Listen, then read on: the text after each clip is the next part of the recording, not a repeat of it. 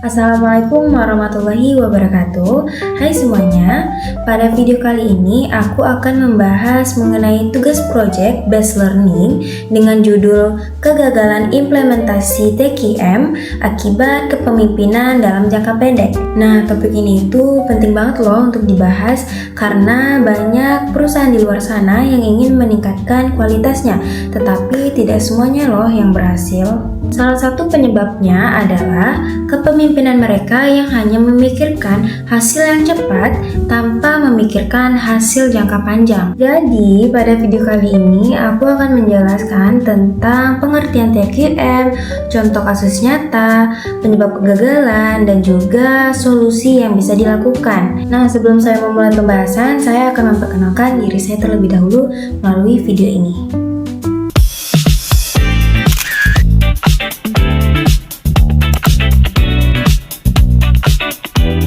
Nah, itu tadi video khusus perkenalan saya. Jadi, tanpa perlu berlama-lama lagi, langsung saja kita mulai.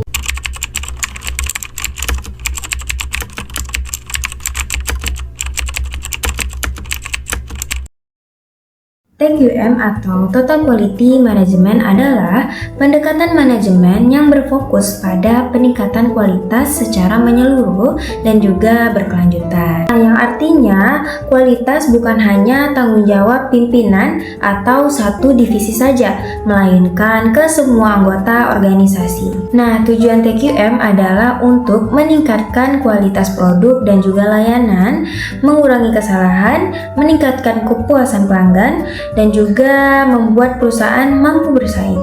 Dalam TQM, perbaikan harus dilakukan secara terus-menerus dan juga membutuhkan komitmen yang kuat.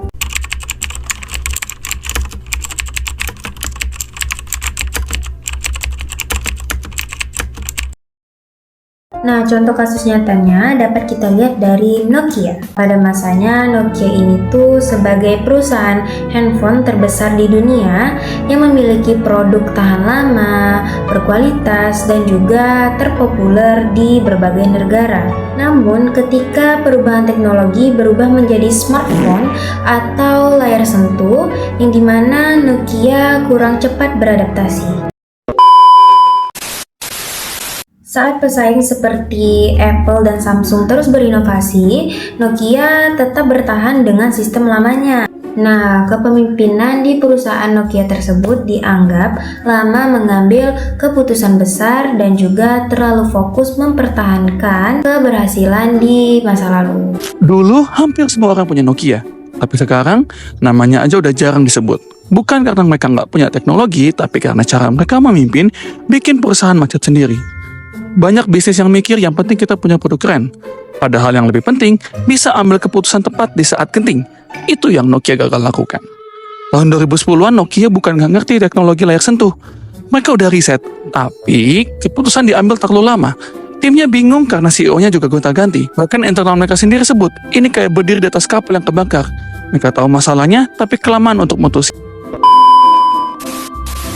Akibatnya, Nokia kehilangan pangsa pasar dan juga peringkatnya menurun drastis. Jika kita kaitkan dengan TQM, kegagalan tersebut menunjukkan bahwa kualitas tidak hanya cukup dengan mempertahankan produk lama.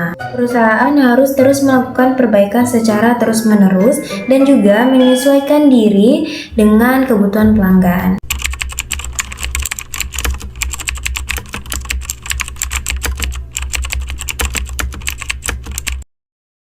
Beberapa penyebab kegagalan yaitu yang pertama, kepemimpinan kurang visioner dalam melihat perkembangan dalam pasar. Yang kedua, terlalu fokus pada hasil jangka pendek. Yang ketiga, lambat melakukan inovasi. Yang keempat, kurang bisa cepat merespon kebutuhan konsumen. Yang kelima, tidak maksimal dalam membangun budaya perubahan berkelanjutan. Nah, dari kasus ini kita bisa lihat bahwa perusahaan sebesar apapun bisa mengalami penurunan jika pemimpinnya tidak siap menghadapi perubahan.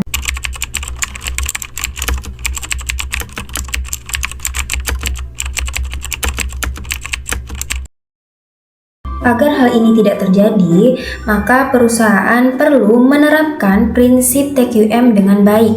Yang pertama, pemimpin harus memiliki visi dalam jangka panjang. Yang kedua, terus melakukan inovasi sesuai kebutuhan pelanggan. Yang ketiga, melibatkan seluruh karyawan dalam peningkatan kualitas. Yang keempat, melakukan evaluasi rutin dengan menggunakan metode PDCA, Plan, Do, Check, Act. Yang kelima, menjadikan perubahan dan kualitas sebagai budaya kerja sehari-hari. Dengan langkah-langkah tersebut, maka perusahaan akan lebih siap untuk menghadapi persaingan. Jadi, dapat disimpulkan bahwa implementasi TQM dapat gagal jika perusahaan dipimpin dengan pola pikir jangka pendek. Dengan kasus Nokia tadi menunjukkan bahwa keberhasilan di masa lalu tidak menjamin kesuksesan di masa depan jika tidak ada inovasi dan perbaikan berkelanjutan. Jadi karena itu pemimpin memiliki peran penting dalam membangun budaya mutu dan menjaga daya saing perusahaan. Itu tadi kegagalan implementasi TQM akibat kepemimpinan jangka pendek.